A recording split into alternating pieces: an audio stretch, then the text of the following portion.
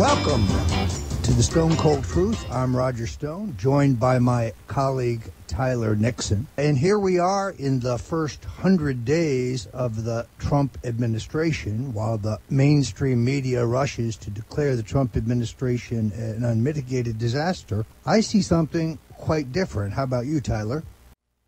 Activity, and because they're so dead set against Donald Trump, they don't understand the larger, I think, paradigm that's been smashed by Trump, which is the political correctness, the control of the mainstream media, of the message. Trump has really galvanized, I think, the alternative media, the alternative narrative. In many ways, they discredit themselves as they continue to go along bashing Trump and constantly not just being skeptical or critical, but being absolutely oppositional and adverse to everything he does, everything he says. And who's talking about the Russia connection now? The last I heard of it was E.J. Dionne and David Brooks on NPR, and that was the extent of it. You don't hear Schiff anymore. You don't hear any of this because it was a big nothing burger, as you called it, in the first place. But the first 100 days, I think Trump has really jumped in there, unlike any president that I've seen, which proves the lie that went along, that he has no experience in government. The man ran a billion-dollar, multi-billion-dollar company. He has all sorts of operations all over the world. To think that he couldn't jump into that White House with the amount of power and the people who hop and pop at whatever the president says is absurd. He knew exactly what he wanted to do. He's a doer, and he's going to continue to do. And I think we've made huge progress in just 100 days on many issues. Well, look, in the first 100 days, President Trump's taken dramatic steps to undo burdensome regulations, restore law and order, bolster the military, revive the American dream, change Washington by holding it accountable, put the American worker first. They confirmed Supreme Court Justice Neil Gorsuch, who I think is an outstanding pick and will be a great jurist. And I think the people who put Trump in office can see and feel the promises he's delivering on. Interestingly, a new ABC News Washington Post poll shows 96% of those who supported the president in November say they'd do it again. Interestingly enough, the number of those who said they'd stick with Hillary Clinton was substantially lower. The White House put out an incredible statement by the numbers, which I thought was worth noting. The president has enacted more legislation and signed more executive orders in the first 100 days than any president in a half century. He enacted 28 pieces of legislation, more than any other president since Harry Truman. He has signed 25 executive orders, the most of any 100 days in over 50 years, which will, by the way, be 30, I believe, tomorrow. Achieved the first Supreme Court confirmation in 100 days since 1881. He's instituted tough immigration policies that have driven illegal border crossings to a 17-year low. This is important, Tyler, because instead of catch and release, now we catch, detain, and deport, which is what the law has always required. And therefore, illegal boarding crossings are down between 70 and 50% across the board. He's also removed more job-killing regulations through legislation than any president in U.S. history. Estimated savings by Donald Trump so far, based on his executive actions, about $18 billion a year annually. Not only has economic optimism been renewed, with consumer confidence reaching its highest level in 16 years, but the real hard economic data, the actual joblessness figures and job creation figures, are showing real progress, with joblessness down, but more importantly, job creation up by 235,000 new jobs in February alone. The president's also ordered the toughest new rules to stop revolving door between Washington lobbyists and government officials. We're going to see more, even tougher, ethics legislation from the Trump administration. So the mainstream media, you can see why they're falling over themselves to say he's accomplished nothing. It's interesting that the AP reported on March 3rd that according to the U.S. Department of Labor, unemployment claims dropped by 19,000 to 242,000 the previous week, to the lowest level in 44 years since 1973, when my man Dick Nixon was president, your relative, Tyler. That's right.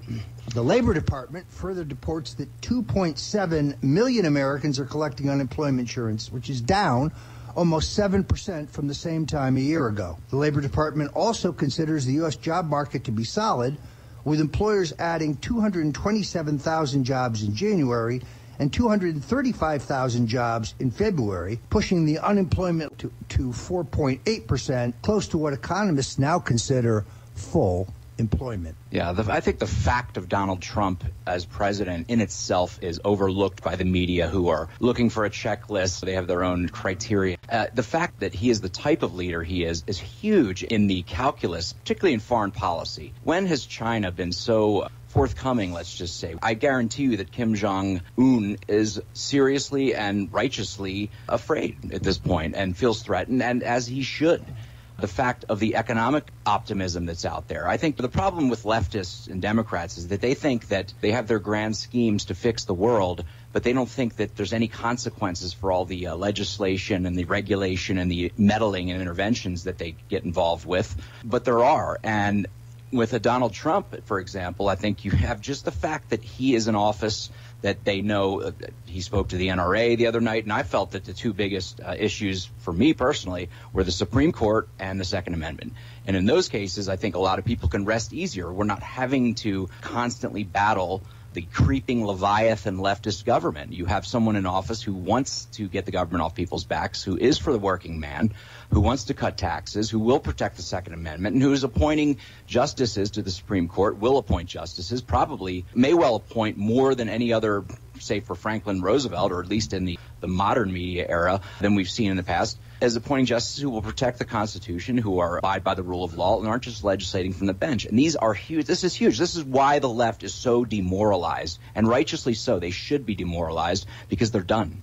Well, and let's break a little news here on the Stone Cold Truth. It is an open secret in Washington, and my very best sources tell me that Justice Anthony Kennedy will announce his retirement imminently. So Donald Trump is about to get his second Supreme Court nominee.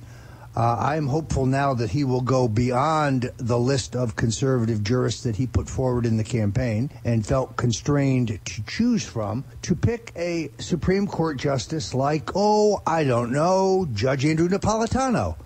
Somebody who is a libertarian, someone who understands the need to put forward a Trumpian agenda as opposed to a right-wing agenda, someone who, like Franklin Roosevelt's Supreme Court nominees, will support the president, not support any particular ideology. Yeah, that would be excellent. Even better news is Jeff Sessions, the Attorney General, appears to be backing off somewhat from his stance with regard to the legalization of cannabis across the country. And we'll be back in just a moment to sum this up on the Stone Cold Truth with Roger Stone and Tyler Nixon. Stand by.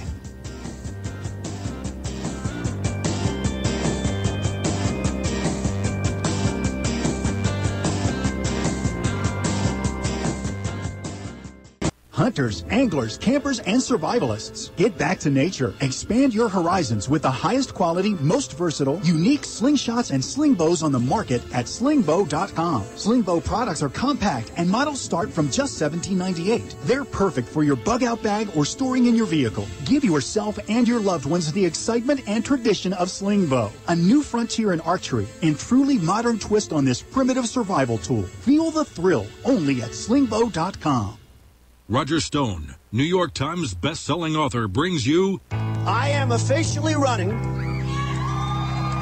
for President of the United States, and we are going to make our country great again. That Donald J. Trump has been selected as the Republican Party nominee for President of the United States. And I promise you that I will not let you down. We will do a great job. We will do a great job. And I can only say that while the campaign is over, our work on this movement is now really just beginning. The Making of the President 2016. How Donald Trump orchestrated a revolution. Find out more at stonecoldtruth.com. stonecoldtruth.com. Being self-reliant is about being prepared and to do what you need to have your own source of renewable energy. Portable Solar LLC offers the most powerful EMP-hardened solar system on the market that is transportable from place to place, and the best part, it's very affordable. Contact them at portablesolarllc.com or call for details at 972-575-8875. Sol Arc EMP-hardened solar generator energy insurance for your family or business. Call Portable Solar LLC today or go to portablesolarllc.com to check out their patent-pending technology. I'm Maria Brous, Director of Media and Community Relations with Publix Supermarkets. Did you know that premature birth is the #1 killer of babies in the United States? Or that survivors can face a lifetime of serious health problems? But you can help. Join me and Publix for the March for Babies Walk.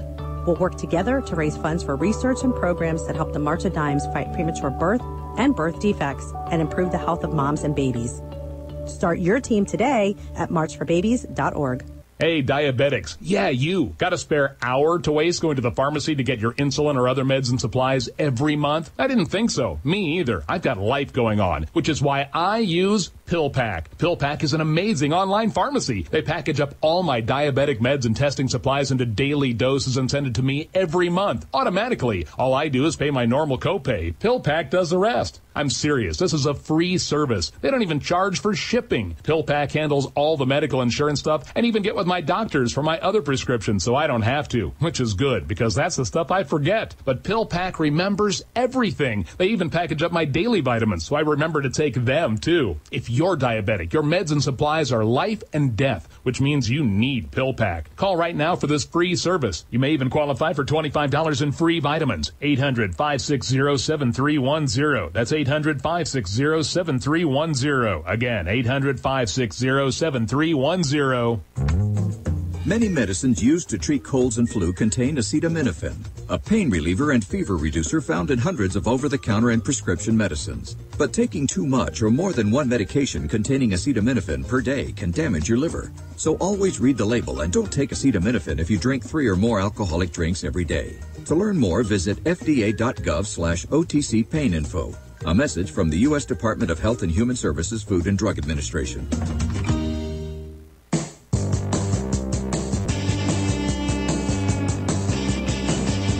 This is the Reverend Jesse Jackson, and you are tuned in Roger Stone on the Stone Cold Truth. Welcome back. I'm Roger Stone. You're here on the Genesis Communications Network with my colleague Tyler Nixon. Big night in Delaware last night, Tyler. I spoke to the Delaware Republican State Committee fundraiser. Met a lot of your old cronies from your days as a political activist in Delaware. A tremendous crowd. The Delaware Republican Party turning the corner, 1 seat away of taking control of the state Senate, turning what has become a totally blue state red again. I met a lot of great folks, a lot of great activists. We had a great time. A lot of talk last night about what's going on at Fox News. As I think everybody knows, Bill O'Reilly has been fired. I have mixed emotions about that. Bill O'Reilly's book on the Kennedy assassination was an abomination. On the other hand, I don't really blame Bill. He not only didn't write the book, he's never read the book. Let me just say I have no tears shed. In fact, I danced a little jig when I heard that O'Reilly was gone. I think he's been a bombast for all the wrong sides of every so-called conservative position, from war to drugs, to the drug war, and of course the Kennedy assassination, which is terrible because he did some groundbreaking work with regard to George Morenshield back in the day and was definitely on the trail of the assassin, so to speak. But for some reason, when he went mainstream, he turned it around and became an apologist for the Warren Commission. So good riddance. Very much, by the way, very much like Geraldo Rivera, who also did some groundbreaking work, the first person to interview Lyndon Johnson's mistress, Madeleine Brown. When I asked him about that in the green room, he said, and I quote, "Madeleine who?" Yeah, exactly. He's completely forgotten his early reporting, and he now believes the Warren Commission reached the correct conclusion. Perhaps they require this of you when you go to work at Fox, but frankly, what's more interesting is the increasingly embattled position of Sean Hannity at Fox. Hannity seems to have staked his long-term survival on the survival of Bill Shine, who rose to essentially head the network after my friend Roger Ailes, a genius in my opinion, the man who built Fox into the powerhouse it is today, was deposed through a series of false allegations of sexual harassment, and now essentially challenging the Murdochs, challenging management. Hannity is saying that if Schein goes, he goes. If Schein is removed, he essentially threatens the Fox News channel as we know it is over. Now, Sean Hannity is not a beloved figure within Fox. The other conservatives who work there, folks like Napolitano and Judge Jeanine and others, have, I would say, a mixed view of Sean. He's pretty sharp elbows.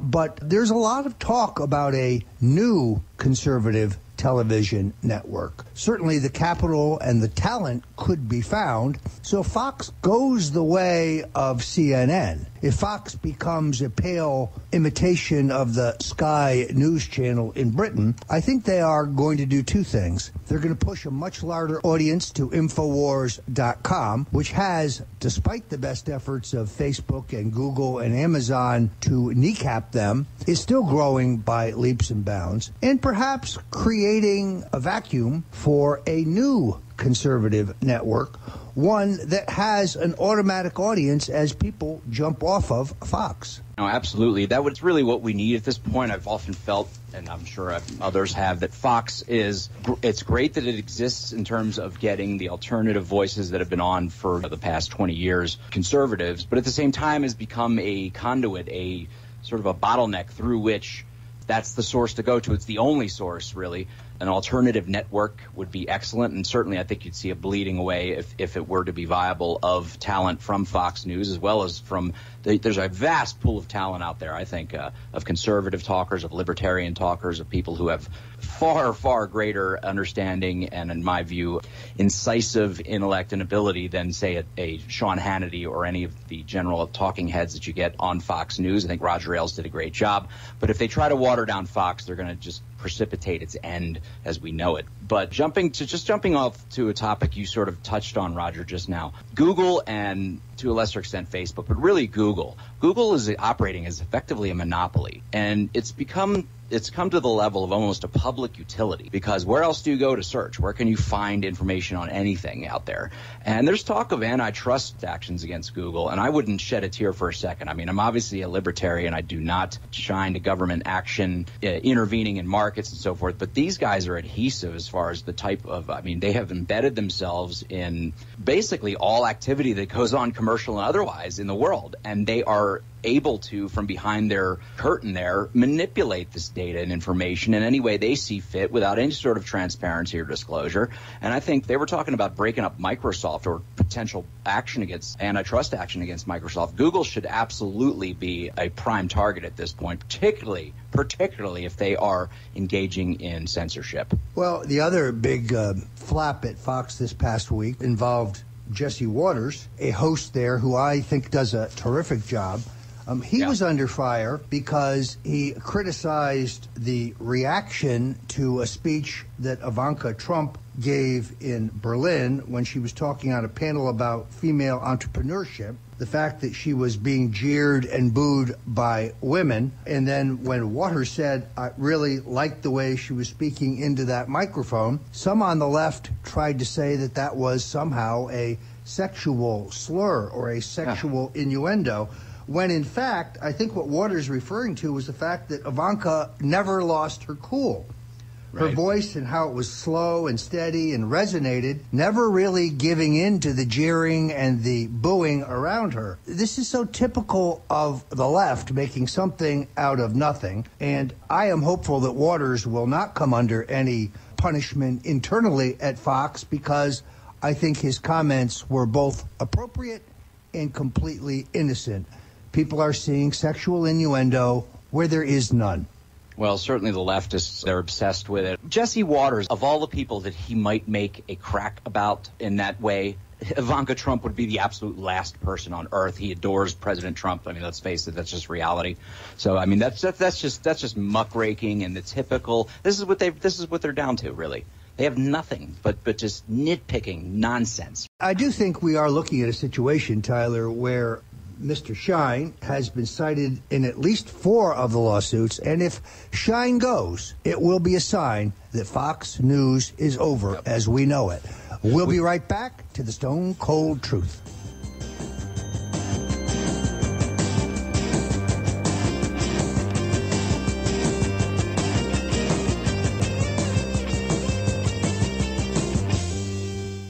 In the New York Times best-selling book, The Man Who Killed Kennedy, The Case Against LBJ, Roger Stone has gathered documents and uses his first-hand knowledge to construct the ultimate book to prove that LBJ was not only involved in JFK's assassination, but that he was in fact the mastermind. Find out how, and much more, in The Man Who Killed Kennedy, The Case Against LBJ. Get yours today at lbjkilledjfk.com.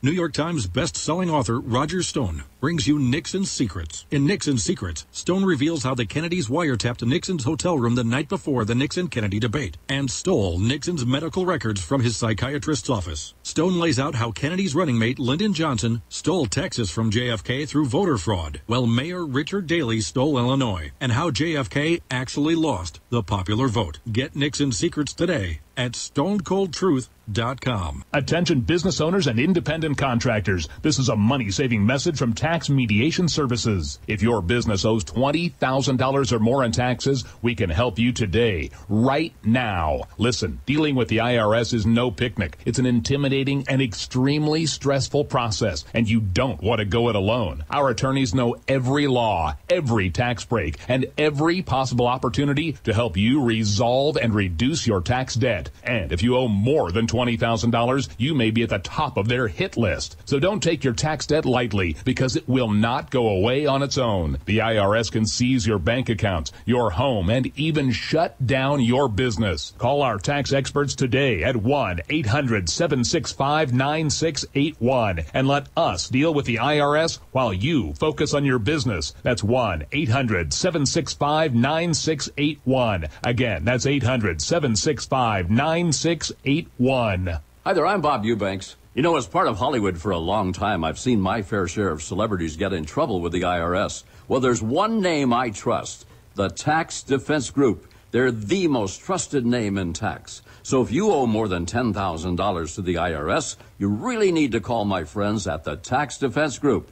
Ignoring the IRS is not the solution. They can garnish your paycheck, levy your bank accounts, seize your home or business. But the Tax Defense Group could put a stop to all of that and tailor a program that would reduce your tax debt to pennies on the dollar. You gotta love that. So don't just take my word for it. Call them. Find out for yourself. They offer a 100% satisfaction guarantee. And they're open 24 hours a day because they know that tax debt doesn't sleep either. Call now for your free and confidential tax analysis from the most trusted name in tax. Call 800-361-6907. 800-361-6907. It's been said, any society is only 3 missed meals away from chaos. Those times may be near. Think about it. Our country faces multiple terrorist threats and aggressions from Russia and North Korea. Social unrest and violent marches yet again may lead to looting of stores and city shutdowns. And our crumbling infrastructure leaves our power grid vulnerable to long-term outages from a single cyber attack. When the chaos from any one of these threats arises, the government knows it can't provide during a widespread national emergency. That's why you need your own plan for self-reliance.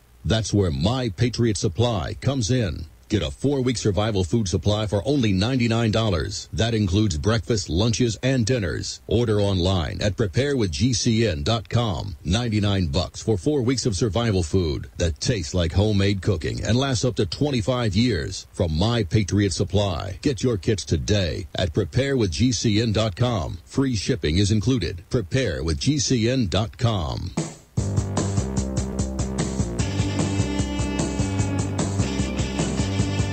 This is Richard Milhouse Nixon, and the Cold War may be over, but the Stone Cold Truth is still around. And I give you my buddy, Roger Stone. Rolls on, and thank you, Uncle Tricky, as we call him around the Nixon household. You are listening to the Stone Cold Truth with your host, Roger Stone, and I am his cohort, Tyler Nixon. Roger, North Korea is heating up. There's a lot going on with Kim Jong-un, or as I like to call him, Kim Jong-loon, because he is a lunatic, cannot have nuclear weapons, and this could not, I think, for the security of the planet, have been a better time to have Donald J. Trump in the presidency, because I sincerely believe that he will not mess around when it comes to taking action to disarm this effectively a gulag posing as a country. Really, no, excuse me, it's a cult that is a gulag posing as a country. It's as you know, Tyler, the thing I find most objectionable when I saw a photo of the 27-year-old North Korean dictator with his generals last week. Look carefully at the sleeve length of all of the uniforms of his generals. Why do their sleeves always come down to the first knuckle? I don't get this. Can these people not go to Hong Kong and get some decent tailoring? It's an abomination. It's just an abomination. It really is. And you think of how that's been replicated so many times across that country. I think it has to do, Roger, with the fact that the North Korean people have been so starved and so abused that they're actually shrinking. For physically shrinking. I don't know. That could be. No, to take a serious point that you were making, on which I agree, if the surgical strike in Syria showed nothing else, it is that Donald Trump is not a president who will draw a line in the sand and then sit back helplessly while our adversaries charge across the line. It would be an egregious mistake for the North Korean dictator to challenge Donald Trump, because this is not Barack Obama that he's dealing with, and Donald Trump is not made of sugar candy.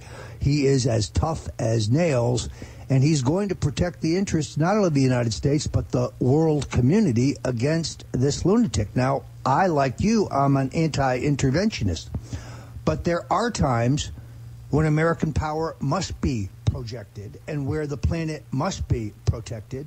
And this conceivably is one of them. Even though there is no evidence that these guys can get a rocket beyond the South China Sea, the fact that they keep trying shows that they need to be kneecapped. Absolutely. And I think you touched on exactly what my thought was. You mentioned Barack Obama, who was too weak and too vacillating and too really not any type of international leader other than to be an apologist for American centrism and power, why be the president of a country if you really just think of it as a bad actor in the world? But anyway, conversely, I think he is not just me, Donald J. Trump now, President Trump, is not like the Bush family who had all these ulterior motives and background sort of nefarious schemes going on as to why we, for example, invaded Iraq, a country that had nothing absolutely to do with 9/11 whatsoever. Yet that was a war that we had to open up. Rumsfeld said at the day of 9/11, we might as well use this for wider interventions.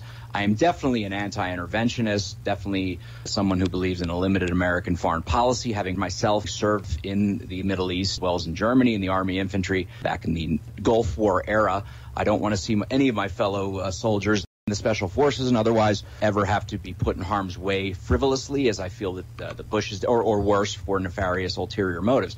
I think Trump absolutely is someone who supports the troops in the truest sense, will not send American troops into harm's way unless it's absolutely necessary. And as a libertarian anti-interventionist, I have to say North Korea has to be dealt with. This man is a lunatic. He cannot have nuclear weapons or the ability to launch them. And regardless of whether the estimates are that whether he can do it or not, whether they'll ever have the capability of doing it, just to unfortunately quote Dick Cheney, we only have about a slim % margin of error to work with, and we can't take the risk. Would you be willing to take a 1% risk of having an American city incinerated? I would not. I think it's worth it to take this guy out while he's not quite reached that nuclear capability yet, and the heat's on. I think Trump is building goodwill with China, and I think it's interesting what's going on with China. Richard Nixon opened that door back in 1972, a brilliant move, I think, in the geopolitical scheme of things. And I think Donald Trump is really, many ways, reviving that strategy that Nixon employed of triangulating with the Russians and the Chinese, sort of playing them off against each other. And similarly, Nixon also, at least with regard to Vietnam, told Henry Kissinger, let's employ the crazy man theory of the presidency. In other words, let the Viet Cong think that I'll just go in and wipe them out with nukes if necessary, that maybe he's a little unhinged and crazy and who knows what he might do. I think Trump is perfectly sort of skated that line, that edge between he's firm, he knows what he's doing, he's in charge, but who knows what he'll do. He has said before, I'm not going to project what I'm going to do. Actually called by Nixon the madman theory, where Kissinger would go to the North Koreans in Paris and say, look, I can't control this guy much longer. If you guys don't come to terms, he could just push the button and annihilate you. It is high-level diplomatic courage and brilliant in a way.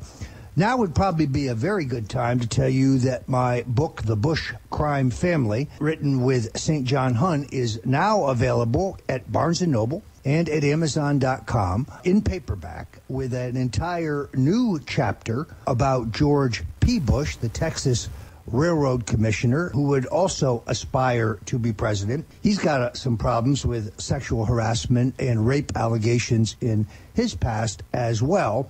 But this book really sums up how the chief priority of the Bushes, both father and son, was lining their pockets and the pockets of their cronies, while their policies made Americans poorer and more jobless. That really kind of sums it up. So I am very proud of this book, which was originally published as Jeb and the Bush Crime Family. Jeb went from Jeb exclamation point to Jeb question mark to we took Jeb's name off the book entirely because he's completely irrelevant. The man couldn't draw flies in Florida. Yeah. Just recognize that Donald Trump defeated not only the sitting U.S. Senator from Florida, but the former governor of Florida in the Florida primary, going away. Not close.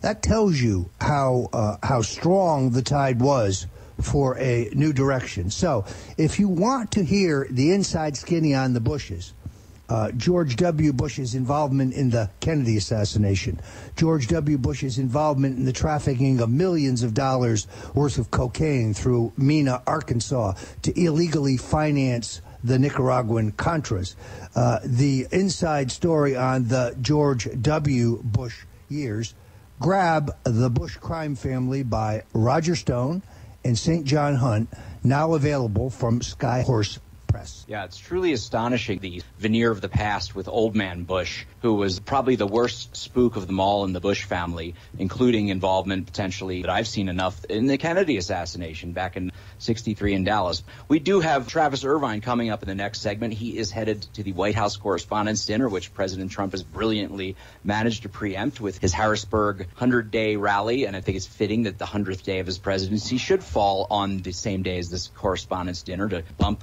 the hoity-toits in the press corps off their perch, off their special little thing where they love bashing Republicans and praising the likes of Barack Obama. And then in the second hour, we're going to have Stefan Molyneux joining us, and that'll be very interesting. We're coming up on a hard break here, so we will be back with Travis Irvine, Stefan Molyneux. Stay tuned for the Stone Cold Truth.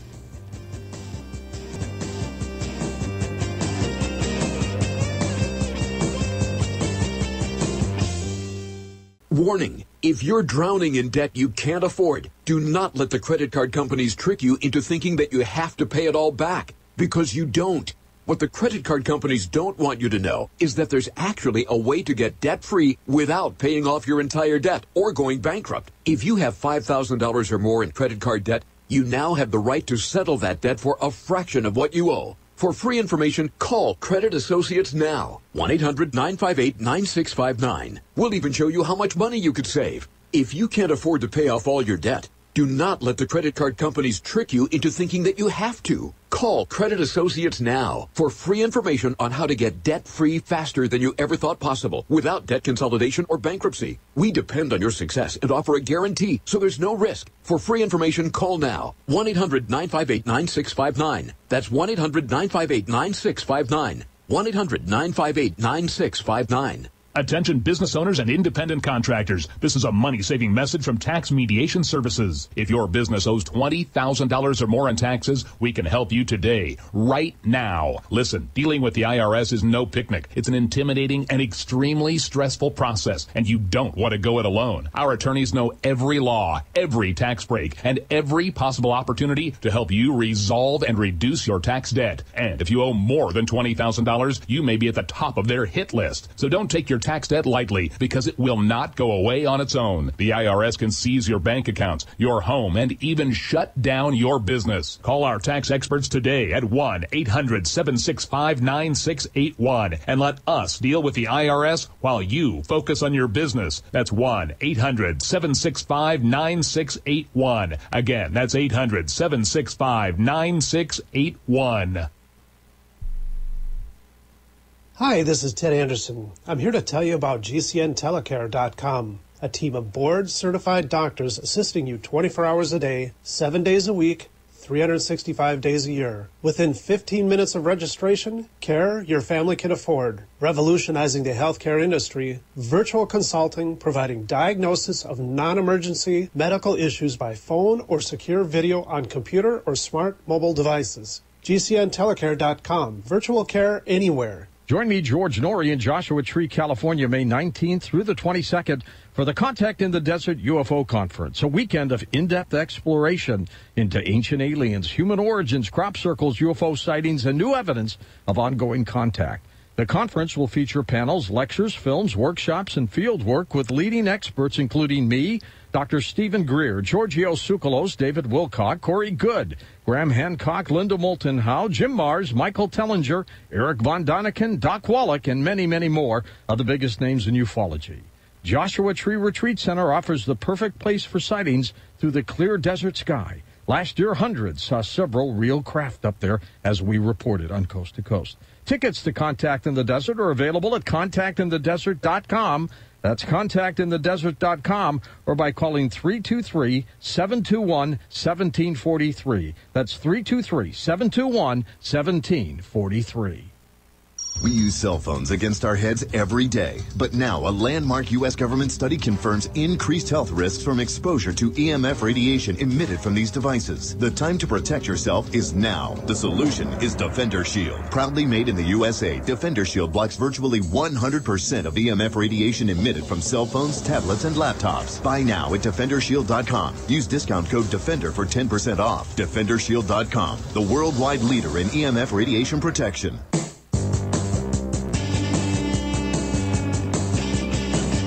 This is Bernie Sanders, and you're listening to The Stone Cold Truth with Roger Stone.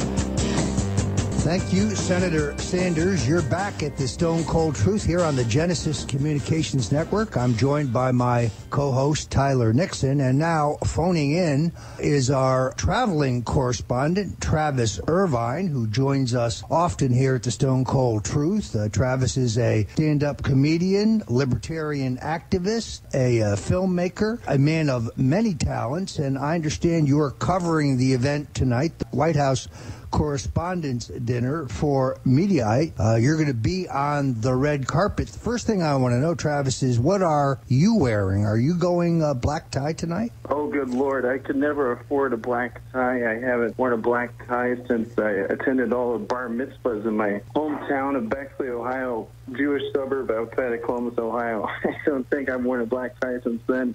It's too hot to wear anything like that, so I am wearing the classic Travis Irvine of khakis, T-shirts, and very cool blazer. Well, I'll try to help you with that in the future. This, to me, is become a non-event. I must tell you, when I lived in Washington, during my days in Reagan administration Washington, an invitation to the White House Correspondents' Dinner from a media organization was a coveted prize. And Donald Trump has recognized that this has become more and more a mainstream media opportunity to bash Republican presidents, and that the stand-up comedians who they pay extremely well to come in and be the master of ceremonies and the keynote speaker, they get more vituperative, more and more ideological, and candidly less and less funny. And now it appears to me that President Donald Trump has gutted this event by announcing, by the way, as Richard Nixon did, he's not attending. In fact, he's going to have a rally of the American people in Harrisburg, Pennsylvania at the exact same time. That, to me, is nothing short of brilliant. I mean, it's a brilliant move by President Trump. You're absolutely right. Usurp the entire thing by not attending, not just a page from Nixon's playbook, but I believe Reagan didn't attend his first one. Of course, granted, there was an attempt on his life. Trump has always hated the media. He's always combated the media. They're the opposition party. So, yeah, why would you go to this thing? I mean, you're just setting yourself up for failure if you go there. I'm interested to see what he does with these in the future because it's like you said, Roger, Trump has this ability to turn things into non-events. These big hoity-toity Washington, D.C. establishment celebrations. So I don't know what the attitude is going to be there. I'm going to be on the red carpet for media. I'm going to be talking to all these folks. Again, if they talk to me, normally they don't want to talk to any other outlet beyond their own. So it's going to be a different kind of vibe tonight. So I'm interested to see what happens. Well, Trump's a genius at taking the wind out of their sails. You said that he hates the media, Travis. I don't think he hates the media as much as he's realistic about how the media views him and has the long knives out for him. And it reacts as any rational person would who has an effective mob after them at any given time. And I have to say, it is absolutely a stroke of genius, this rally in Pennsylvania. And I believe that there's a genius behind that, someone who's in the deep background of Donald Trump's, one of these longtime political advisors, probably the longest time political advisor. And I think I've heard of him. The name escapes me at the moment, but I know that someone has been whispering in his ear to just take the wind out of the sails. And I will say I find it extremely ironic that if you recall, it was 2011 that Barack Obama used the opportunity at the White House Correspondents' Dinner to stand up and for minutes, I mean, it was almost painful, to lambast Donald Trump and to go after him and to humiliate him. And Trump was absolutely, you could see, not exactly thrilled about the situation, although he just sort of nodded and kind of kept a grim face. But I think that's probably where he, in his mind, said, I'm going to run for president and I'm going to beat this guy. Tyler, I think you're exactly right. It was in that exact moment that I believe Donald Trump decided that he was going to even that score by running for president.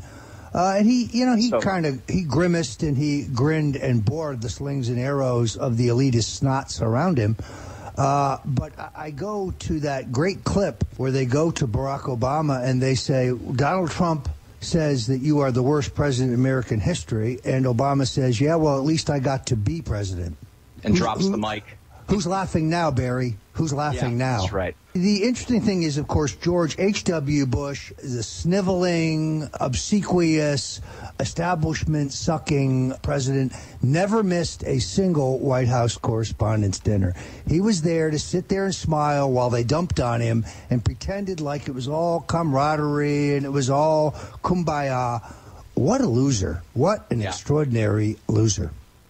Never hit back really hard. And it just goes to show you that, in the end, George H.W. Bush, although he took those slings and arrows and pretended to be this kind of grandfatherly, namby-pamby milquetoast guy, behind the scenes knew exactly what was going on as a ruthless operator who runs as effectively as your excellent book, Roger, with St. John Hunt is called The Bush Crime Family. Yeah, it is. It's going to be interesting what happens. I don't even know how much coverage the White House Correspondents' Dinner is going to get. I suspect the president is widely figured out that he can suck up all the coverage. And I must tell you, the beauty of going to Pennsylvania, the place where Donald Trump broke Hillary Clinton's back, the place where in the end he guaranteed that she's likely to do prison time, because I still believe no person is above the law, and that Attorney General Sessions needs to convene a grand jury to begin an in-depth probe of the Clinton Foundation.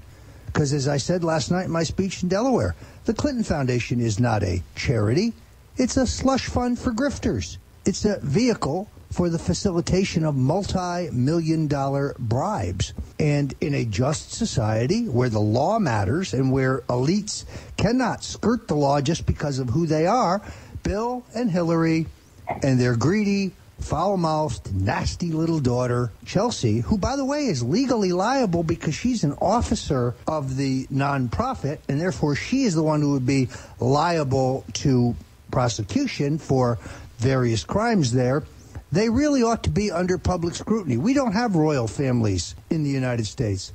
If Richard Nixon can be impeached and on the verge of prosecution, well, so can the Clinton Foundation. And more importantly, why shouldn't Susan Rice and Valerie Jarrett, having abused their access to security information gleaned through surveillance by our intelligence agencies, why do they not go the way of Bob Haldeman and John Ehrlichman? When are their prison sentences going to begin? After all, no person is above the law. And, Chelsea Clinton's name is on the foundation, by the way, which is almost by definition a RICO, a racketeer influence corrupt organization, period. End of story. It's amazing what they've gotten away with. Donald Trump's in office now. I think things are going to change, and they should be prosecuted, but if they're not, as long as they're not back in power, I'm okay with it. Travis, who would you really like to interview tonight? Who would you like to ambush if you could? Oh, anybody from CNN. They've been the hardest people to get. Anytime I encounter a talking head or an anchor from CNN, they tell me they're not allowed to talk to me. I don't even know what that means. Carol they're not. Is the only. As you know, they're not a real news organization. That is the epitome of fake news. Nothing at CNN, no one on there, nothing they say can be taken seriously because they're wrong so much of the time. They're just a bunch of elitists.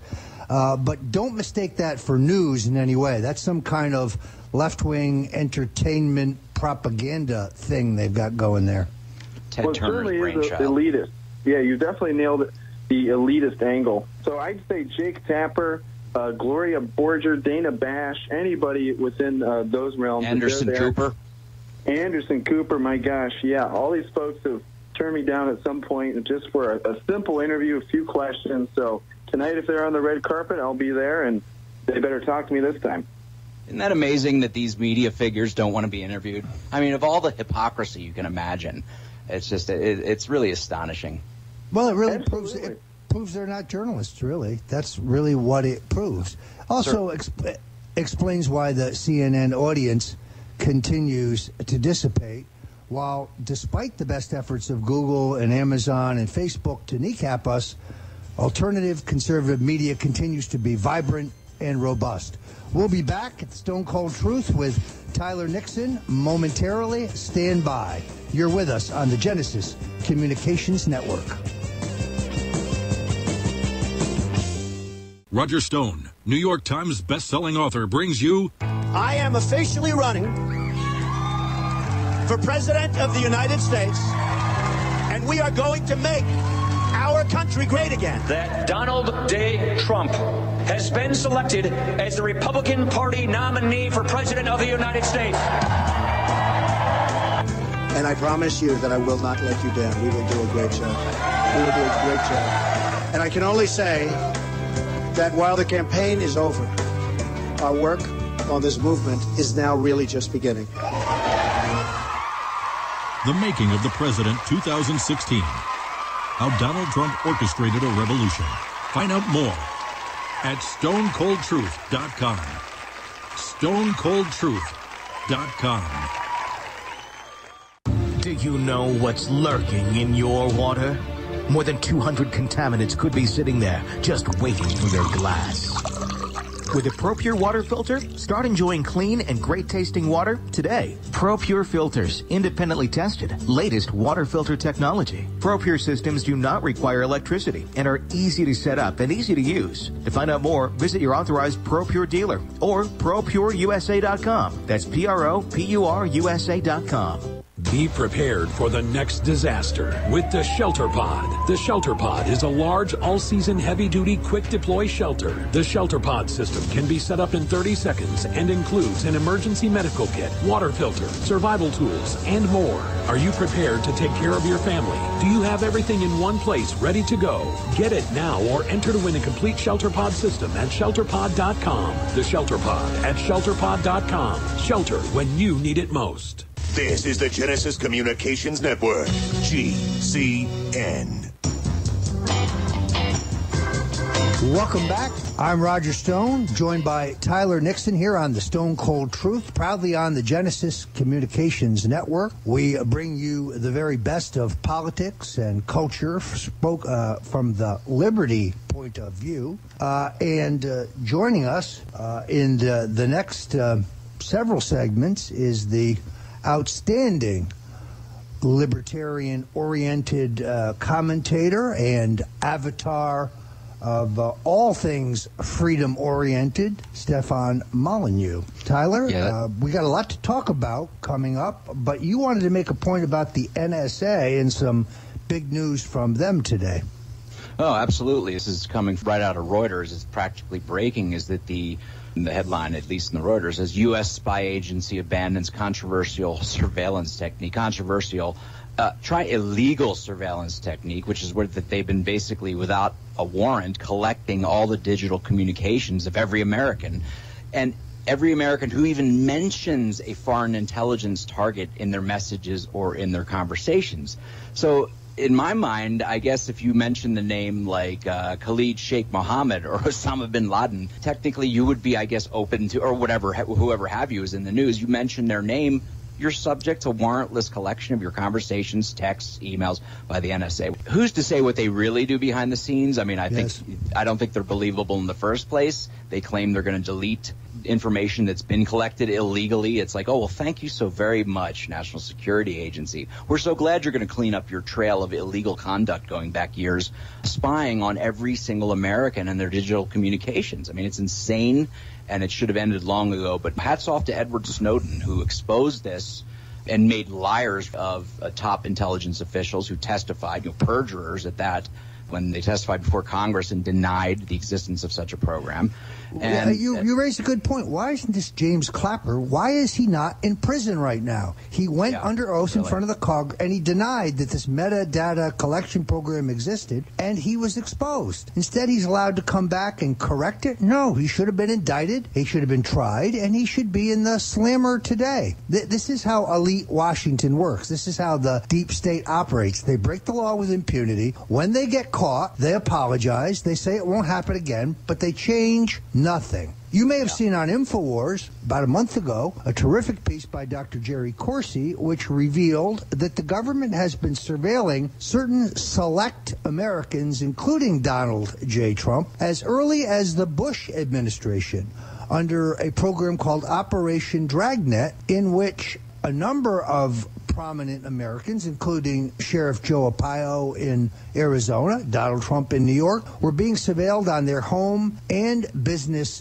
telephones, office telephones, and that those conversations were being recorded and filed for future use. So to me, the question is, it's not really when did the surveillance of Donald Trump start, it's did it ever stop? And when the FBI director and the former NSA director, Admiral Rogers, went before the House Intelligence Committee, they both said there was no surveillance at Trump Tower. We now know that that's a perjurious lie. We know for a fact that my conversations with Donald Trump were being surveilled under, according to the New York Times, of January 20th, page 1, headline, wiretap data utilized in probe of Trump aides. So which is it? I mean, this is deeply disturbing. And then in the wake of it, Tyler, the announcement that the Justice Department is going to indict Julian Assange. Julian Assange is a journalist. He has no more obligation to reveal who his sources are than the New York Times or the Washington Post. And if we begin indicting and jailing journalists, well, then every newspaper publisher, every reporter, every newspaper editor in the country needs to stop and think, because they could very well be next. This is a slippery slope. Now, I blame CIA Director Mike Pompeo, who said a week ago that Julian Assange is a Russian asset. No, Mr. Director, no, he is not, and you have no proof of that. Produce it or resign. Produce it or resign. This guy is a disgrace. Why Donald Trump ever appointed him, other than he's a golfing buddy of Mike Pence, I have no idea. But it will be my goal for the next 3 years to drive the CIA director from public office. He has soiled his office, and he has disgraced himself with a lie, a blatant, flaming lie. I agree. I think to what extent, you wonder, the vetting that goes on for appointments to these positions, sort of like you have to have the right clearances and so forth. And I don't think Trump was directly... Pompeo's a Harvard graduate. That alone should disallow the chances that he be CIA director. I close my case.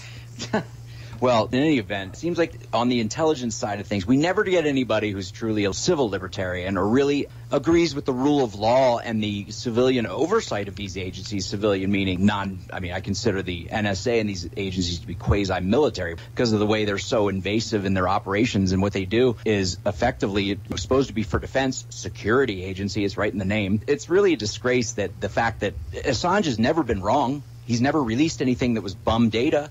He's informed people of a lot of things that have gone on that reflect not poorly on the American people or not poorly on necessarily our system of government as we believe it to be or should be, but reflects on the law-breaking that goes on within these agencies and the abuses of power, and the fact that is, as I've said many times in the past, Roger, if you don't want to see power abused, never confer it in the first place, because that's the only way you will not see it abused. When they have behind closed doors these massive powers to spy on people, they're going to be abused, period.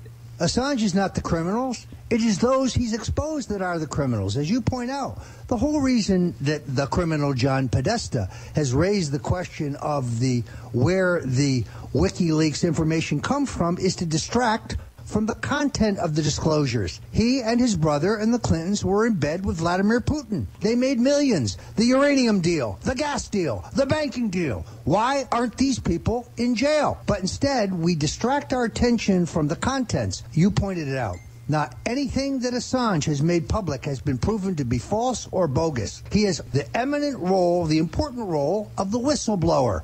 Without a whistleblower, we would not know of corruption in our own government. So the egregious acts of those who have been corrupt in American government and making that information public to the American people outranks any charge against Julian Assange, who in my view is still a hero. This all started, much of it started under George W. Bush with Admiral Poindexter and the spooky people that the Bushes surround themselves with the total information awareness program that they put in place.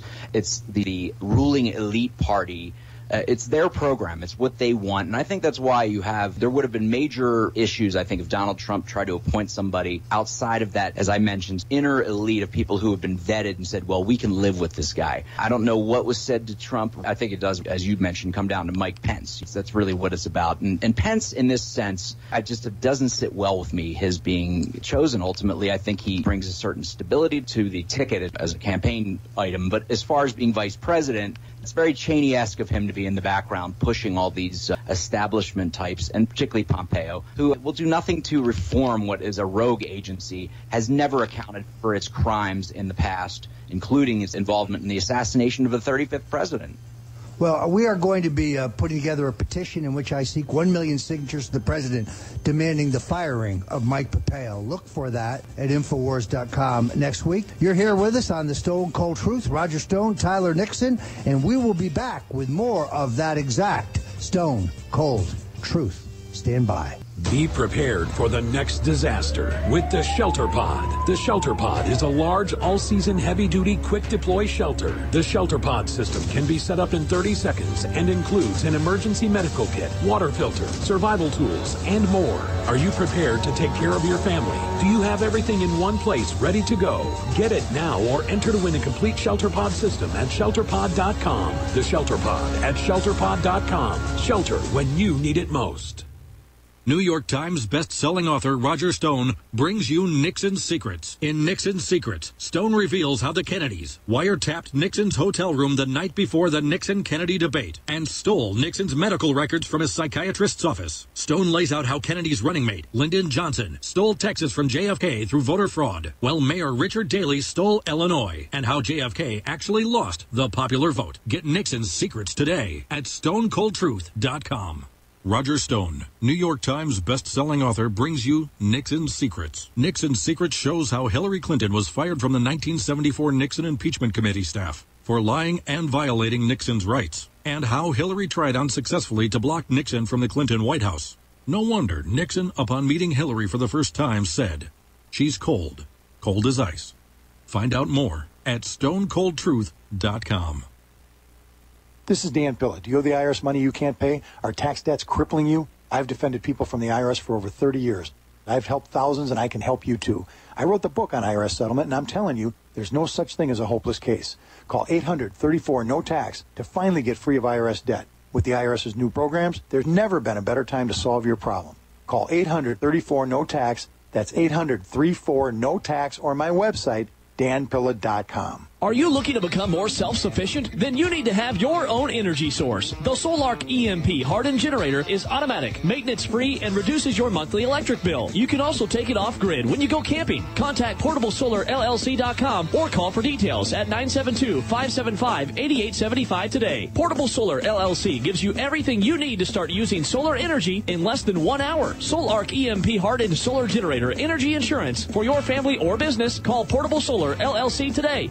Have you checked your Google search results lately? Search results are usually the first impression that people form of you or your business. So make sure that they create a positive impression with ReputationDefender.com. What the internet says about you can have a big impact on your life and your livelihood, even if it's not true. Fortunately, you can now control how you look online and in online search results with ReputationDefender.com. Call 800-831-0771 now. That's 800-831-0771 for your free reputation analysis. If you have negative material from an ex-employee, upset patient, or former client, newspaper article, legal issue, social media, or other source showing up in your search results, you can combat it with ReputationDefender.com. Our dedicated experts in patented technology can help make your online search results look their best. Call 800-831-0771 to learn more. 800-831-0771. That's 800-831-0771. Or visit ReputationDefender.com.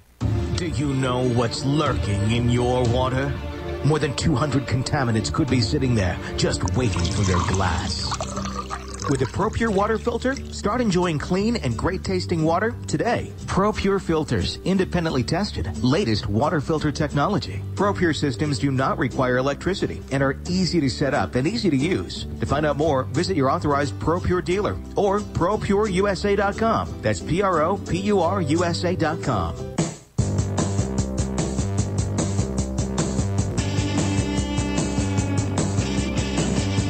This is the Reverend Jesse Jackson, and you are tuned in Roger Stone on the Stone Cold Truth. Welcome back to the Stone Cold Truth here on the Genesis Communications Network. I'm with my co-host, Tyler Nixon, and joining us now, one of my favorite people, someone who has graciously had me a guest on his podcast many times, Stefan Molyneux, a major voice for those who revere freedom and liberty, joining us now. Stefan, welcome to the Stone Cold Truth. Thanks, Roger. It's a great pleasure to be here. So we've talked a little bit about President Trump's first 100 days.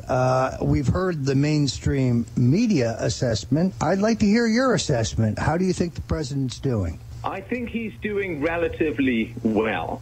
We knew, of course, when he was going in that he was going to face Republican resistance, that he was going to face deep state resistance, that, of course, the academics were going to go mental, that the mainstream media was going to go mental. And I wasn't exactly sure how the Jared and Ivanka show was going to play out. That's a little bit of a surprise for me. But I think he's doing relatively well. He got Gorsuch on the Supreme Court. There has been, this 2-for-1 regulation repeal deal, a bunch of other stuff. He's not able, of course, to get what he needs to get done in immigration and other places because the Ninth Circuit is so relentlessly lefty and the sort of hangover from the Obama days. So I think he's powering forward. I think he's making some necessary compromises. I mean, you have to zigzag a little bit. You know, if you've ever sailed and you've got to sail against the wind, you've got to zigzag quite a bit. You got to tack and so on. So I think he's doing relatively well. I think that we still need to keep on him to keep him on the straight and narrow because a lot of people that got their hooks in him are trying to pull him in their particular direction. I think especially the intelligence community, which we can talk about with Assange. But I'm still pleased that I thought he was the right man for the job. And I think with the right amount of feedback, he can continue to do great things. I think that's a very shrewd assessment. One of the places where I think there is a lack of understanding, his appointees at EPA, at the FCC, and at the FTC are literally taking an axe to overregulation.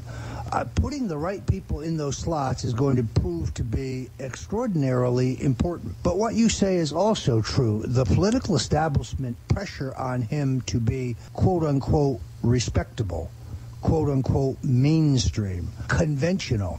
Sadly, I think this would please his son-in-law and his daughter, who do move in rarefied circles in New York and Los Angeles, and who would like the president to be more like Barack Obama. You see, in the wake of the Syrian surgical strike, we saw a situation in which Hillary Clinton, Barack Obama, John McCain all praised the president. Now, in my view, when those people praise you, it means you've done something wrong. And, of course, in the view of Jared Kushner, when those people praise you, well, they think it means you've done something right. Oh, there's a show that from many years ago called WKRP in Cincinnati, and there was a guy in it named Herb Tarlick. And if he was a salesman who had, you remember, he had his suits that looked like they'd been slashed off a Volkswagen seat cover. And if that guy comes up to you and says, nice threads, you know you have to go home and change. So you do have to be careful about who praises you, but it's also instructive to see who's opposing him. I think he's getting a lot of opposition, of course. I mean, just look at the State Department. He's cutting things in the State Department. I actually would have preferred if he'd cut things in the State Department by arresting people for the war crimes of overturning foreign governments, but that might be my particular out-of-country preference. But he's got to delegate. He's just the quarterback. He's not the whole team, and you can't just focus on him and him alone. He's got to find right people. He's going to have to make compromises. You never get to just hire your photocopies. You're going to have to find people who are going to disagree with you, and they're going to disagree with you on things that you're right on and things that you're wrong on. So it's a deal. He talks about the long term, and I think that's what he's playing for. One of the things that's concerned me, though, is that many good, solid, experienced Trump supporters, people who have been through the campaign wars, people who have experience in government, have been able to find no place in this administration, and that establishment Republicans and establishment figures like, I don't know, Dina Habib Powell is in the White House. Gary Cohen, former chairman of Goldman Sachs, liberal Democrat, hater of tax reduction. He's the president's chief economic advisor. These appointments make no sense to me. Meanwhile, people like Ed Martin, former chief of staff to the governor of Missouri, former chief counsel to Pope John Paul, former head of the St. Louis Elections Board, a man who speaks 4 languages, eminently capable, the man who put together Missouri for Donald Trump, he hears nothing from the White House Personnel Office. I find this deeply, deeply disturbing. Well, Roger, if I might jump in here, as Stefan had said, the long, slow walk to freedom. I think, he's looking at 8 years. I think they're planning an 8-year timeline for everything. He's going to face re-election, and nobody lasts the whole duration in a presidency. If he's going to have him in the administration, get him in there up front, let him burn out, let him whatever. But, I mean, we do have the House Freedom Caucus. I think he's going to be looking at re-election. He's going to want to keep his coalition together. And let's hope that as the re-election year approaches that we'll see some better appointments. And we'll also see progress on any number of these issues on the bigger picture. But I think you got to give the man a chance. I heard the other day someone said, if he doesn't get tax reform done now, it's over. Like, that's the whole thing. It's barely been 3 months in, for God's sake. But even the backstory there is amazing. I can tell you firsthand that virtually everyone on the White House staff and among the president's advisors opposed his moving to tax reform now. Sean Hannity's been harping again and again, Obamacare and its repeal is the only important issue. Sean, wrong. If we need a house painter from Long Island, we'll send for you. Wrong. Just completely wrong. Yeah, what I would say is that it's really, really important for people out there who want freedom to understand that we are trying to unravel a giant knot in the West as a whole. The Federal Reserve came in over 100 years ago. It gave the government enormous amounts of magic money in order to grow itself. And the growth of the government has been intense. It's been complex. And they've set up their tripwires to shrinkage. Right? Absolutely. In the same way they've set up their tripwires to being able to control immigration, right, by saying, well, you can't discriminate on the basis of religion or other factors. So they have set up a lot of legal defenses. It's like disarming a very complicated bomb to try and reduce the size and power of the American government. It is a long, delicate, difficult operation. There's no big elbow room. If the president could just simply dismantle the government, it almost wouldn't be a system worth defending because it would be a totalitarian kind of system. He's got to work with people. As far as the advisors go, maybe, on a limb, you could say it's a case of keep your friends close, but your enemies closer. If he alienates everyone who opposes him, all he's going to do is set up yet another camp of people to snipe and undermine at him, and that may be just one camp too many. No, I think you make a good point. I guess what I was saying is that I know firsthand that the overwhelming advice to the president was to delay tax reform until next year. but that a small group of activists, pro-growth activists, were involved in a call with the president, and they overnight reinforced his instinct, which was to move tax reform now. Economic growth is the key to the success of the Trump administration. We'll be right back with Stefan Molyneux, Tyler Nixon, right here on the Stone Cold Truth.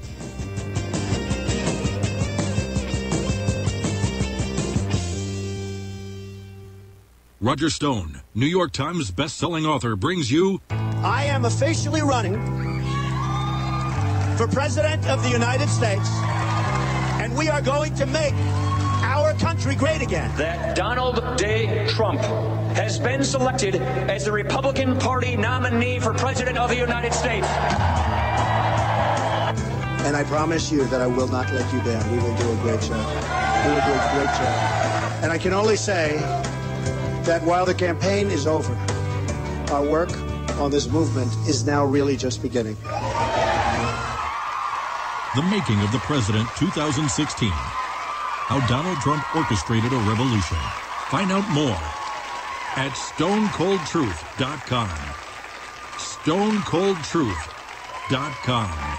Hi, John here again. After another month of being on several supplements from Synergistic Nutrition, including Synergy One, the Andreas Black Cumin Seed Oil, and other supplements, I've lost another 10 pounds for a total of 20 pounds. My belt size has been reduced by 1 3/4 inches. My knees don't ache as much anymore, and I'm walking my dogs twice as long as I did a month ago. I sleep very well and have a lot more energy. I noticed that when I cut myself accidentally, that I was bleeding much more profusely and that the blood was bright red. Previously, I didn't bleed much at all. It was dark red in color. So I know this protocol is working to keep my blood healthy. Additionally, I now have the energy to do calisthenics several times a week, in addition to the extra walking. My hunger has been reduced a lot. I take 2 shakes a day, along with each meal. Call Synergistic Nutrition at 888-988-3325 or visit sacredseedoils.com. That's sacredseedoils.com. Think about this. Your community's aging water infrastructure systems are very likely to be contaminated with heavy metals like lead, disinfection chemicals like ammonia, chlorine and chloramines, and pharmaceuticals like statins, pain meds, and antidepressants. And no, water treatment plants are not equipped to filter these pharmaceutical toxins out. Protect your family's water supply with the trusted Big Berkey water filter. New NSF EPA-certified lab tests show Big Berkey water filters remove chloramines, pharmaceuticals, BPA, pesticides, bacteria, and viruses, all forms of fluoride, and much more. Big Berkey water filters are the original and most trusted on the market, the gold standard in water purification, and our filters last for years at less than 2 cents per gallon. Big Berkey, the one powerful enough to purify stagnant pond water. Get your Big Berkey today. Call 1-877-99-BERKEY or click BigBerkeyWaterFilters.com. That's 1-877-99-BERKEY. Big Berkey Water Filters, for the love of clean water. It's been said, any society is only 3 missed meals away from chaos. Those times may be near. Think about it. Our country faces multiple terrorist threats and aggressions from Russia and North Korea. Social unrest and violent marches yet again may lead to looting of stores and city shutdowns. And our crumbling infrastructure leaves our power grid vulnerable to long-term outages from a single cyber attack. When the chaos from any one of these threats arises, the government knows it can't provide during a widespread national emergency. That's why you need your own plan for self-reliance. That's where My Patriot Supply comes in. Get a 4-week survival food supply for only $99. That includes breakfast, lunches, and dinners. Order online at preparewithgcn.com. $99 for 4 weeks of survival food that tastes like homemade cooking and lasts up to 25 years from My Patriot Supply. Get your kits today at preparewithgcn.com. Free shipping is included. Preparewithgcn.com.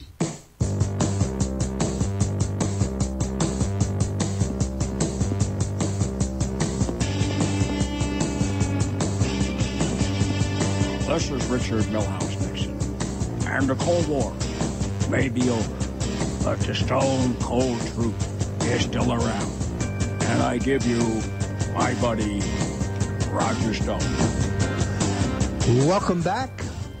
We're here at the Stone Cold Truth with Stefan Molyneux, my co-host Tyler Nixon. We've had a lot of incoming mail today of folks who want to ask Stefan some questions. Some very encouraging news today. The governor of Nevada, Brian Sandoval, says that he met with the Attorney General of the United States, Jeff Sessions, and he told Attorney General Sessions that he and the state of Nevada plan to move ahead to implement the regulation of recreational marijuana in the Silver State, that the acceptance of recreational marijuana has been overwhelmingly approved by Nevada voters. And to his surprise, he doesn't seem to have gotten any pushback from the Attorney General, who appears to be reassessing his earlier pronouncement that while the Justice Department would not mess with states that had legalized medicinal marijuana, they intended to enforce the law in the 8, soon-to-be 9 states that have approved recreational marijuana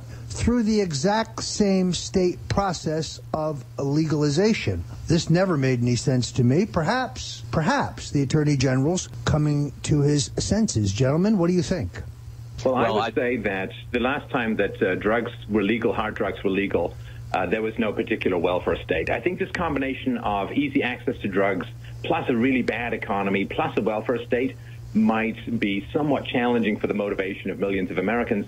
If the tax cuts work, or if other things that Trump can do can help to build up the economy, can help to grow the economy, I have no moral or philosophical objections to the legalization of drugs. The use of mind-altering substances other than CNN is an entirely voluntary and moral thing to do. It's fine, nobody's initiating the use of force when they go out and buy medicinal plants that can alter, have medicinal purposes, and of course can be psychoactive as well. So from a moral standpoint, it's perfectly fine, but in combination with the welfare state and bad job growth, I think there could be a real drag on the economy. Well, Stefan, I have to disagree with the premise of your argument, which is that the prohibition works and that there would be more drug users, or people would tend to use more drugs if it were legal. People have access to these drugs now. The question is, what are the consequences of it? And in addition to, obviously we have addiction rates. But if you read Jacob Sullivan's excellent book, Saying Yes in Defense of Drug Usage, we criminalize the 95% or more of drug users who do so responsibly, as millions of marijuana users and millions of cocaine users and all the other drugs. The only one really is opioids, I think, is the worst. But people use these drugs. They do it responsibly within their lives, just as people do with alcohol. And we have turned the entire society upside down to accommodate that small percentage of people who have serious addiction or health problems with it. If we were to take the amount of money that we put into the violent, racist drug war that has gutted the 4th, 5th, and 6th Amendments and turned our society inside out, caused disrespect for the rule of law, caused people to hate police, and we put that money towards programs, not having to spend a dime more, towards rehabilitating and helping people who need help with substance abuse or substance dependency issues, I think we'd see a net neutral, but obviously the more soft result would be no more of this, like they can just spy on you as if you're a foreign enemy because you're smoking a joint in your living room or something like that, or even just involved in the trade. Course, as you probably know, I mean, the mafia first came to America during the alcohol prohibition. That's right. That occurred in the past. And so massive undercutting of the profits for organized crime.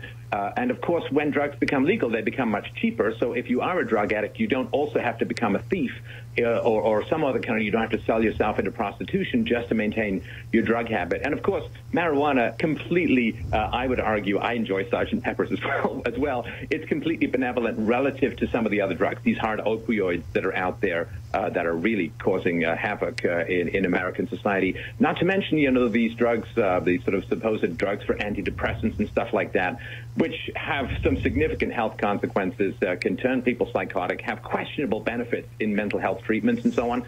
So I agree with you completely. I think that when drugs become legal as a whole, you're going to see a much better improvement in society, cheaper policing, cheaper incarceration, less profits for organized crime, and more incentive for people to actually go out and get jobs rather than deal soft drugs.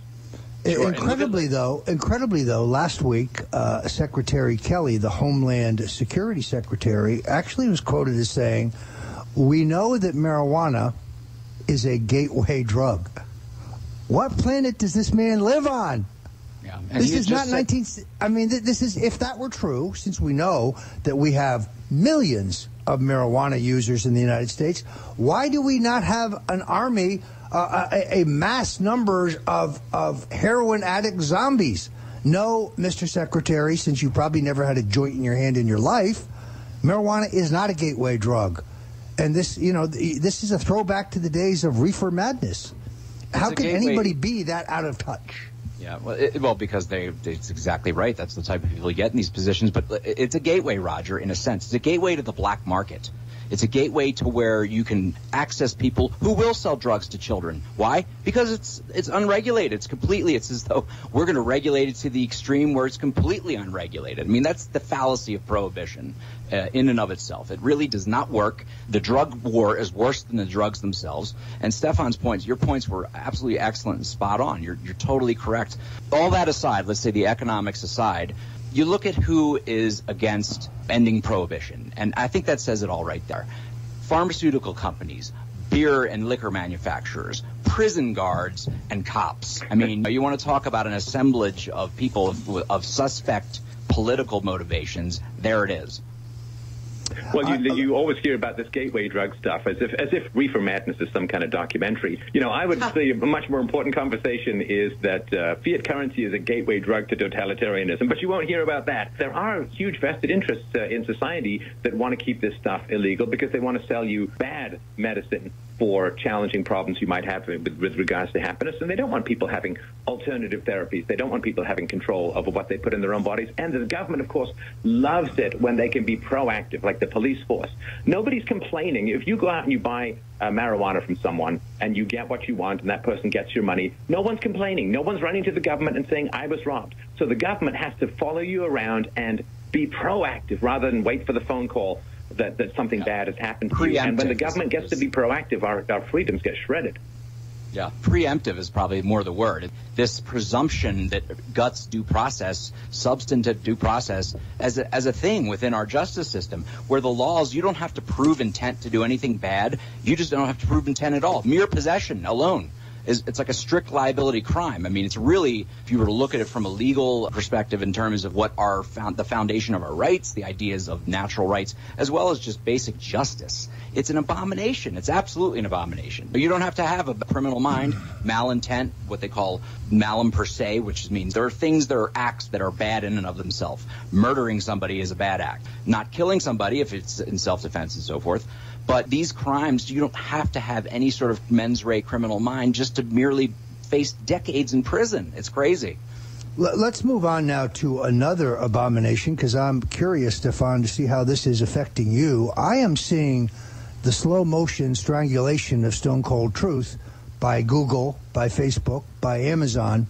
And I notice that the censors and the fake news blockers are really putting the wood to comment across the board. I want to talk about this when we come back, because I think this assault on a free press, this assault on the First Amendment, could be the greatest single challenge that we face.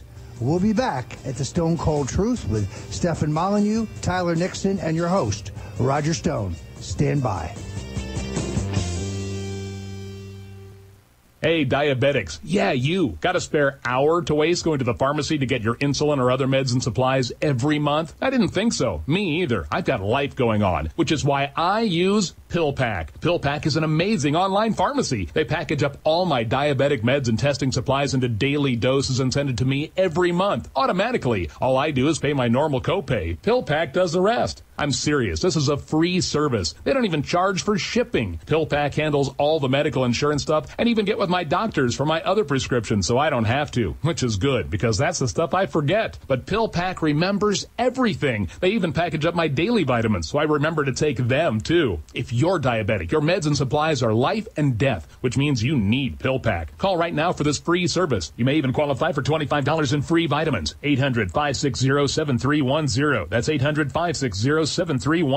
Again, 800-560-7310. Have you racked up more than $10,000 in credit card debt? Are you barely getting by, making minimum payments? You should know the credit card companies are tricking you into thinking there's no way out. Credit card companies would rather you didn't know that there are ways you can become debt-free, and you don't have to pay the entire amount you owe. There are debt relief programs that help people like you escape overwhelming credit card debt. National Debt Relief has helped tens of thousands of people just like you reduce more than $500 million of debt. National Debt Relief has helped so many people they're A-plus rated by the Better Business Bureau. You don't have to declare bankruptcy or take out a consolidation loan. You have the right to settle your debt for a mere fraction of what you owe.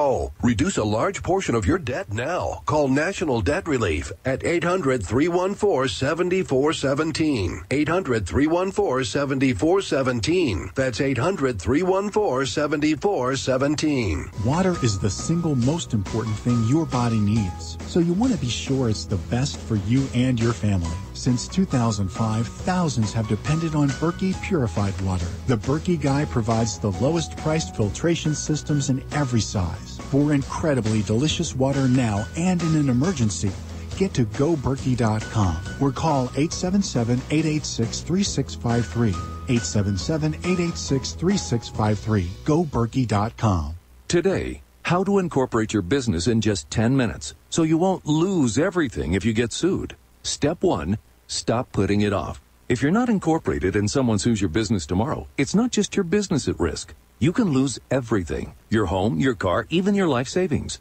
Step 2, call the following number for a free 10-minute incorporation guide from Incorporate.com. 1-800-945-1063. They don't provide legal or financial advice. They just make incorporating quick and easy. So you can incorporate or form an LLC in just 10 minutes. That number again is 1-800-945-1063. Step 3, congratulate yourself. By taking just 10 minutes to incorporate your business or form an LLC, you protected your home, your car, and your life savings. And that is how you incorporate your business in just 10 minutes. But hurry while they're still giving away these 10-minute incorporation guides for free. Call 1-800-945-1063. That's 1-800-945-1063. In these uncertain times, it makes sense to have a sustainable backup method to cook food and boil water. If your current plan includes using a fuel-burning stove or cooking over an open fire, then there's a much better way. The Minuteman Rocket Stove is a biomass-burning cooking stove that only requires small quantities of sticks and twigs for fuel. The Minuteman Stove is easy to use, smokeless, portable, powerful, and sustainable. For the finest in survival cooking stoves and fire starters made right here in the USA, go to MinutemanStove.com. That's MinutemanStove.com.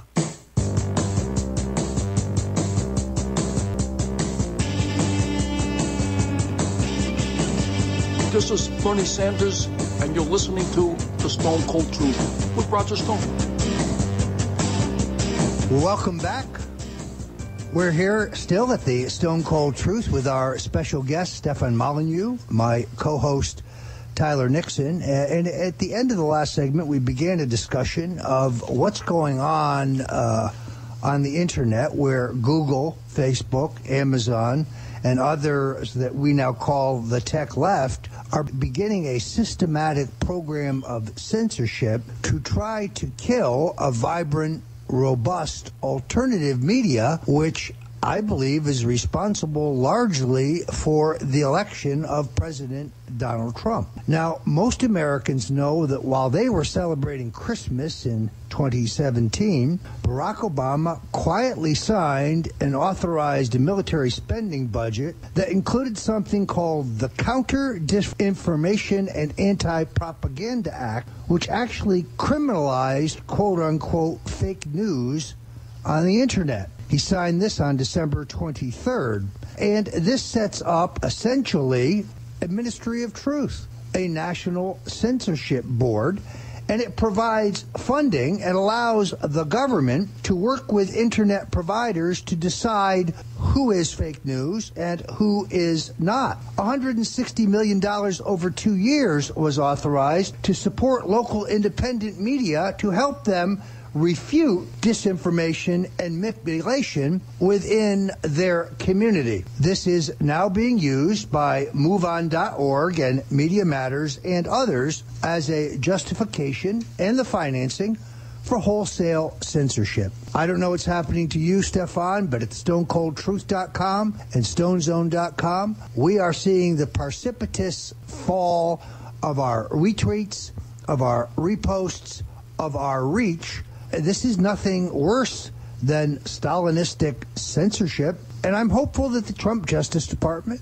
will wake up to the fact that this is antitrust, that this violates the antitrust laws, and that there is need for the government to step up to guarantee a free and open, truly neutral internet. What's the experience of your broadcast? Well, many years ago when I first started this, I decided not to take ads, but to rely on donations. And people can, if they like what I do, can go to freedomainradio.com/donate to help out. So as far as ad suppression goes, doesn't really affect me that much.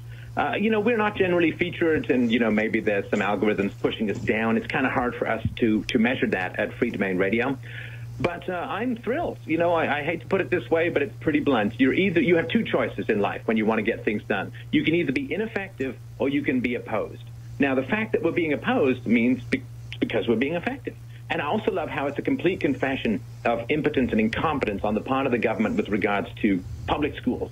Because why on earth would the government need to spend hundreds of millions of dollars to suppress fake news when they already have children for 12 years straight to teach them how to think critically, to teach them how to sort out reason and evidence, to teach them how to go to sources, to teach them how to be skeptical. But because the government doesn't teach people how to be skeptical, then they've got to try and backfill it with this made-up fake news stuff. The government should be teaching children from the beginning how to spot fake news, how to spot fake information. But, of course, I think that would harm the government a lot more than people on the Internet. Well, see, I believe in letting the people decide. In other words, they can read Infowars.com.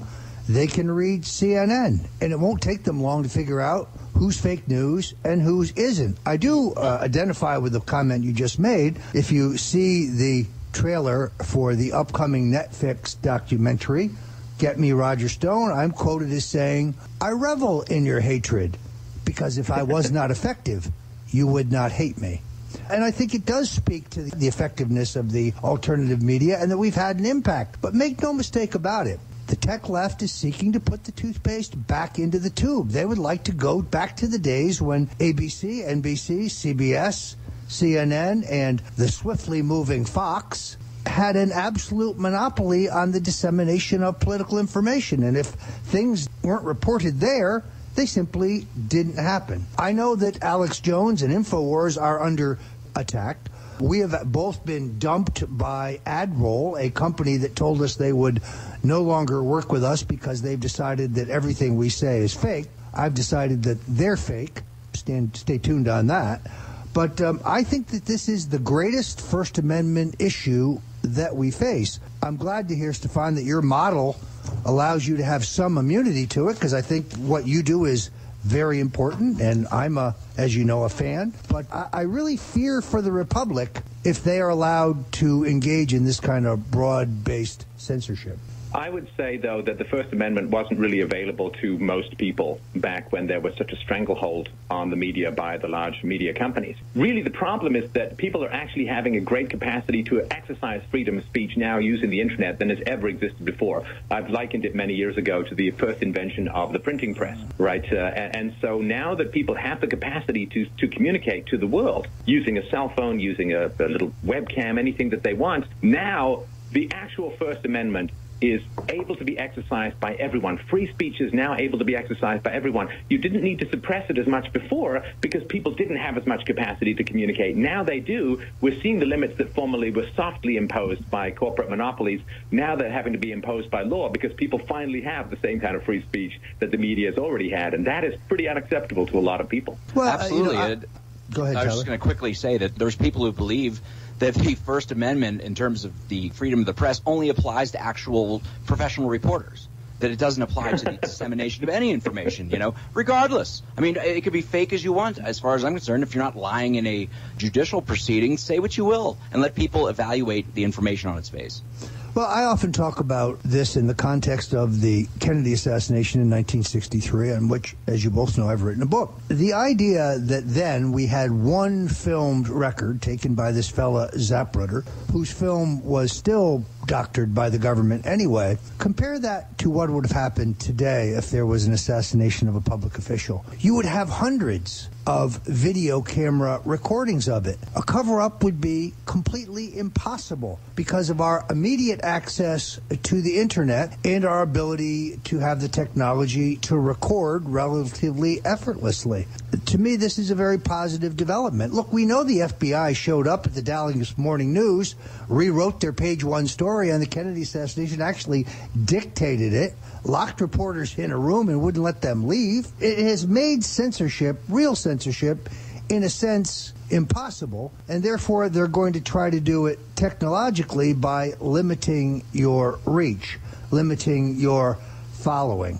I know that it has had a really deleterious effect on Infowars.com. We've seen it at Stone Cold Truth, where our retweets, our follows, our reposts were running in the hundreds of thousands in October, in some cases down to the dozens, not in January, but beginning in February and March. I'm going to be boring in on this issue and working with a coalition of others. The answer lies either in antitrust actions by the Trump Justice Department or perhaps a class action suit. But it's a fight that must be fought, and I think soon.